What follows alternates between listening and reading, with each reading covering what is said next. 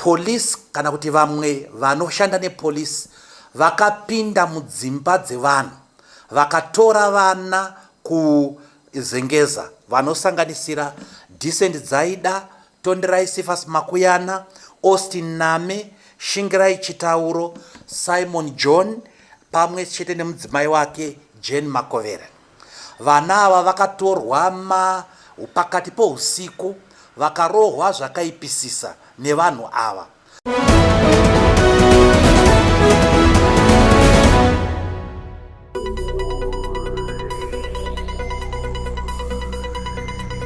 More Zimbabwe mofara mukuru kusangana nemi zvekare kwatiri kuita nasunoyu pano paMbire TV musi wechitatu 29 April 2026. Nasunoyu muri Zimbabwe sekunzwa kwamuri kuzviita vaDouglas Mwonzora vari kutura mashoko kumhuri yenyika yeZimbabwe vachishoropodza nzira iri kuitwa nayo nemapurisa pakushungurudza zvizvarwa zvenyika yeZimbabwe kunyanya vatsigiri vebato reMDC avo vari kupomedzerwa mhosva yekuti vaironga kupandukira hurumende yavaEmmerson Mnangagwa. Asi vaMwonzora vane muono wekuti nzira iri kushandiswa nemapurisa eZimbabwe Republic Police haisiyo yekupinda pakati peusiku mudzimba dzevanhu vachimbunyikidza vanhu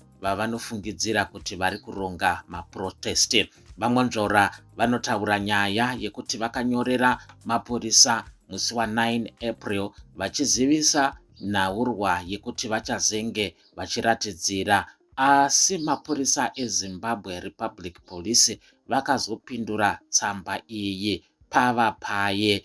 Mukupindura kwavo tsamba iyi yakapindurwa apo vechidiki ava vava kushungurudzwa pari zvino vakanga vachidistributa maflyers anga aine chinangwa chekukurudzira kuti vechidiki vaende kundoratidzira. Izvo zvakakonzera kuti vechidiki ava vange vachisungwa pari zvino vakarimandwa in custody. Asi chiri kurwadza ndechekuti vechidiki ava vanonzi vakatanga varohwa, mushure mekurohwa ndokuzoendeswa kumapurisa uko kwavakasvika vachisviko vharirwa vavharirwa nazvino vachiri mukati. Zvinova zviri kutaurwa panapa navaMwonzora kuti zvinhu zvisingatarisirike mupress conference yavo munational address yavo yavakaita muguta reHarare. Ndo mashoko apanapa muri Zimbabwe aripo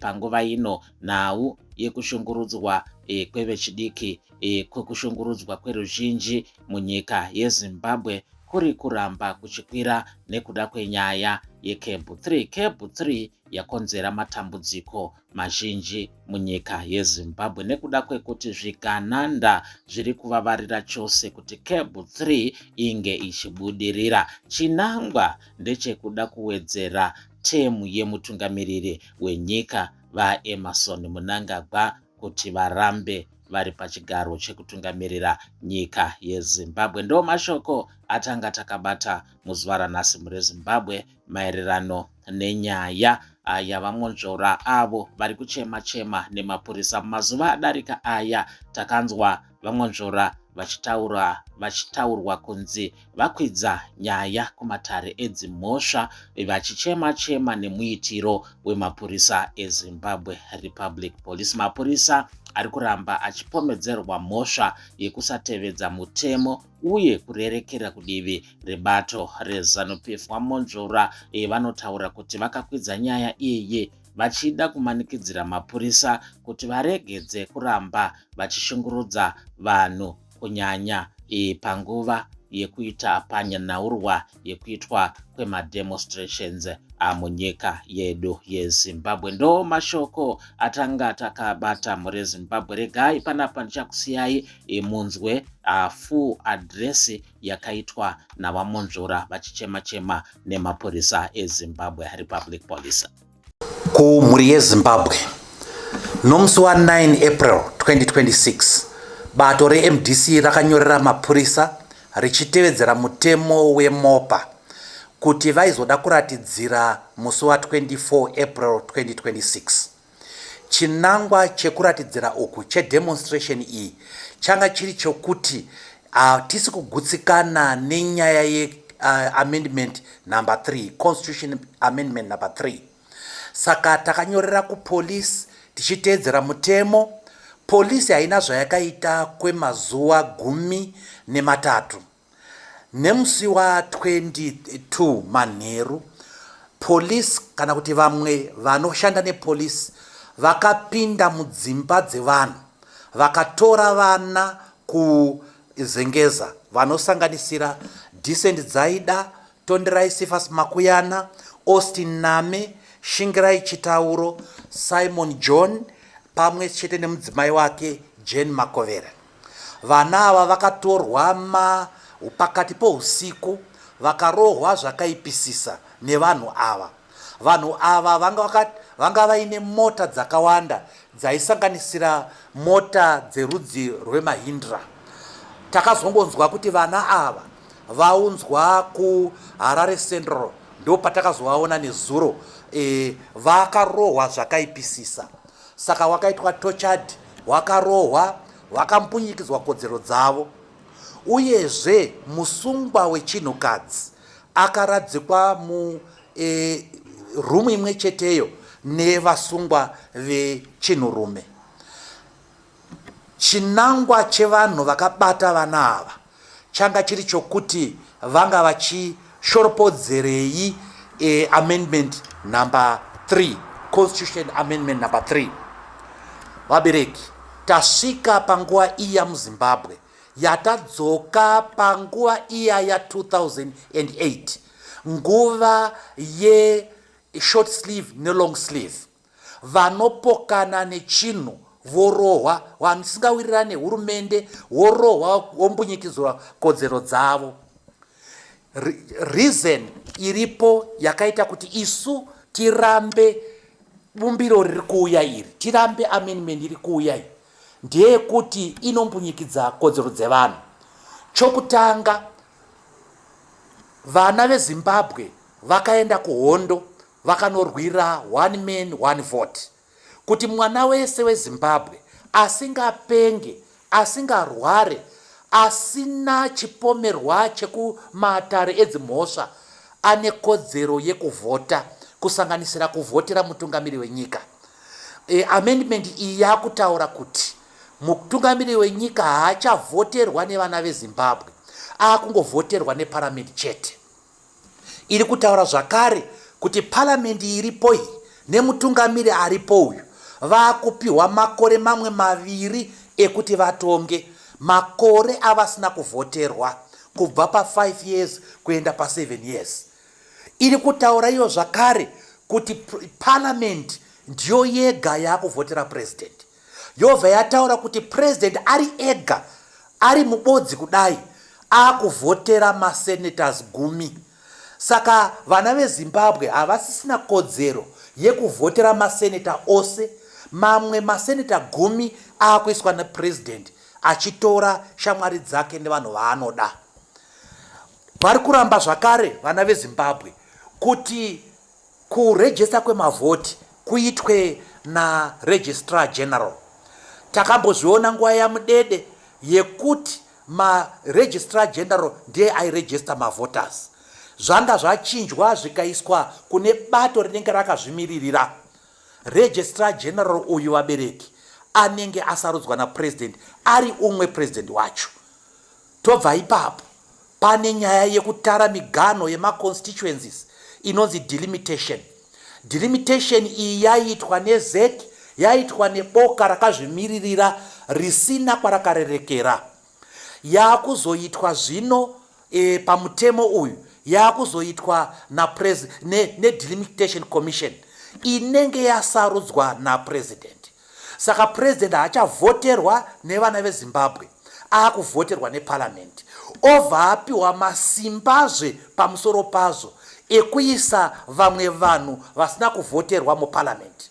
Obva asarudza munhu anorejista vavhoti nevanhu vanotara migano. Ipapo tiri kuparamba bumbiro redu raitaura iro kuti matraditional leaders, madzishe edu, masabhuku nemasadunhu haafaniri kunge aine bato raakarerekera. Asi amendment iyi yakuti sabhuku, mambo kana kuti sadunhu vakukwanisa kujoina pati yavanoda. Tiri kuzviramba izvozvo.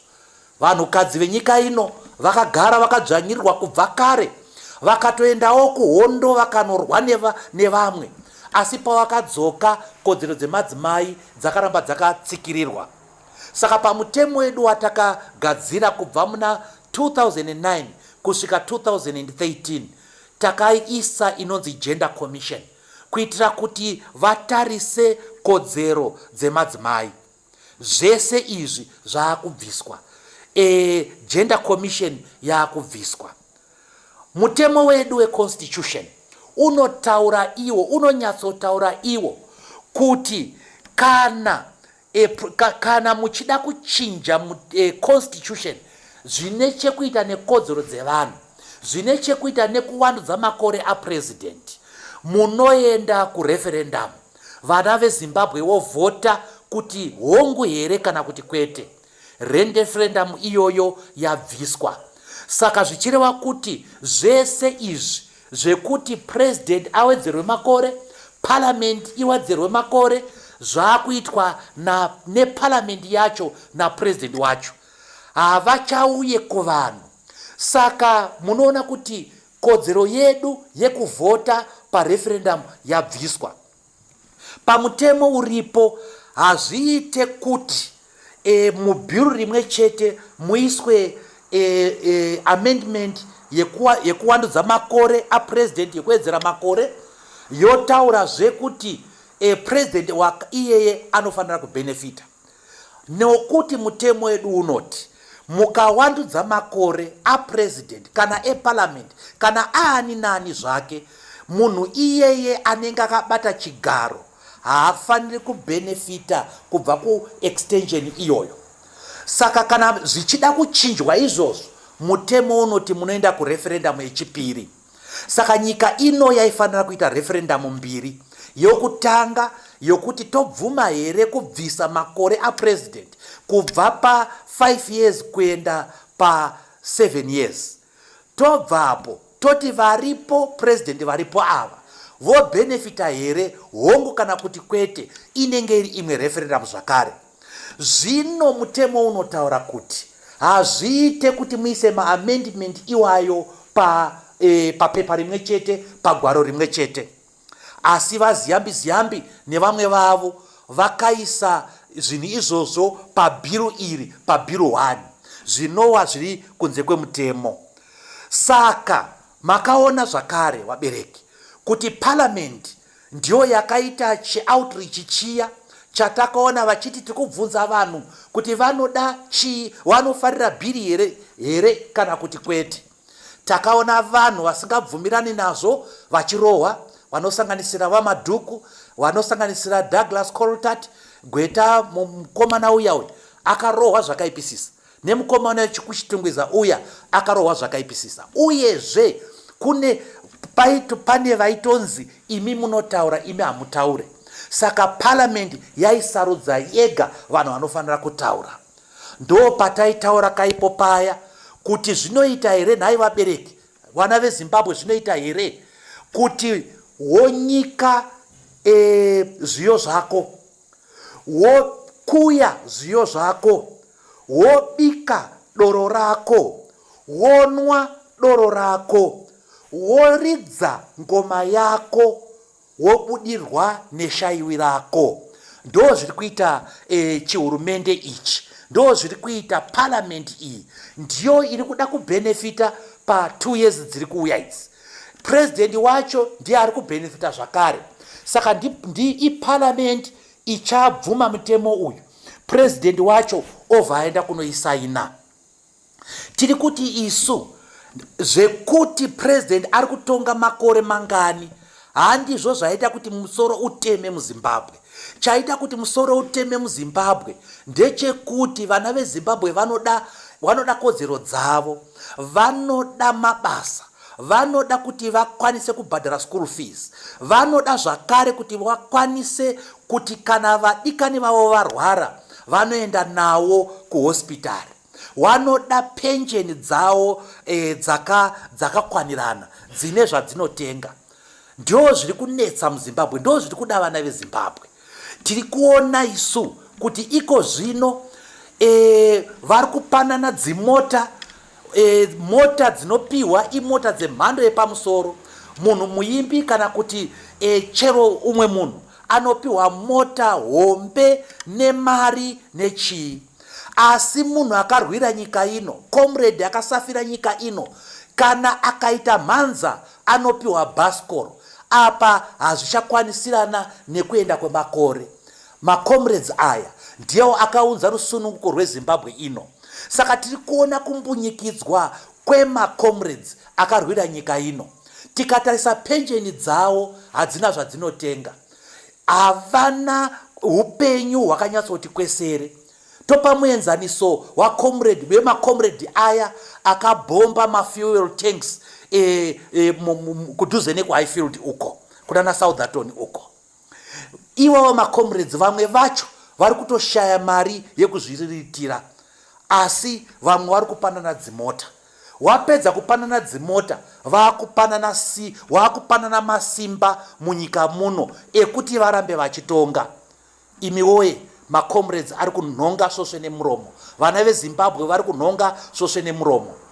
Kwete macomrade mapenyu chete, nemacomrades akashayikira kuhondo vari kubatwa zvisina kunaka. Tese takaona zviri kuitika kuDoroi nedzimwe nzvimbo dzakararama comrades. Makuva avo ari kumera miti, hakuna ari kuita basa nazvo, asi vari kupanana dzimota, vari kupanana mazimari. Hapana ari kufunga kuti nyika ino ine vakaishupikira vakazototadza kudya rifa renyika ino. Saka ndo zvatiri kuramba izvozvo, ndo zvatiri kuramba. Tiri kuti isusu hurumende ngaigadzirise zvinofanira kugadziriswa. Zviri kuDoroi nekunana Chimoyo kwacho, kwavanoti vakagadzira, hapana chakanyatsogadzirwa. Saka nyaya iripo ndeyekuti tinofanira kubatana sevana veZimbabwe kuti tirambe chibhiru ichi, titore kodzero dzedu. Tatorerwa right yedu kuvhotera president, tobva tatorerwazve right yedu yekuvhota pareferendamu yekutanga, tibva tatorerwazve right yedu yekuvhota pareferendamu yechipiri. Saka tiri kuti nyaya iyi yamuZimbabwe iyi haisi nyaya yebato rimwe chete, haisi nyaya yeMDC kana kuti ZANU-PF kana kuti Triple C, yanyaya yevana veZimbabwe. Tinofanira kubatana tichitora kodzero dzedu back. Apa tatorerwa kodzero dzebumbiro remutemo, taakurambidzwazve kuratidzira kana tisingafari. Saka tiri kuzviramba izvozvo. Ngatibatanei vana veZimbabwe, tirwise mhandu yapinda mumba umu. Kwete kurwisa nepfuti kana nezvibhakera kwete, asi kurwisa nekuramba.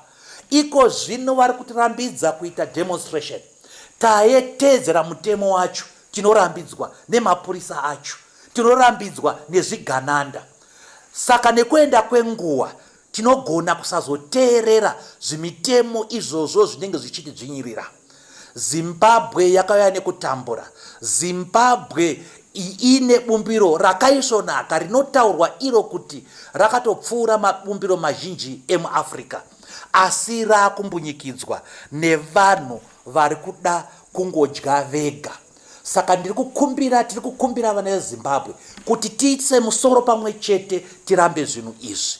Tiise musoro pamwe chete, tiprotecte kodzero dzemadzimai edu, kodzero dzekuratidzira, kodzero dzemapensheniyazi edu vanosanganisira vakarwira nyika ino. Ndoda kukutendai muri yeZimbabwe, ndoda kukutendai zvachose. Maita henyu. VaDouglas Mwonzora ndemumwe vakashanda pasi peboka reCOPAC kugadzira kuunganidza bumbiro remutemo remugore ra2013, iro ravari kutaura kuti bumbiro rakanaka kupfuura dzimwe nyika dzemuAfrica, asi kuti pari zvino ratarisana nedambudziko rekuda kumbunyikidzwa nevanhu vashoma avo vari kuda kuramba vachidya vachiguta vari voga. Ndo mashoko avaDouglas Mwonzora amhuri yeZimbabwe.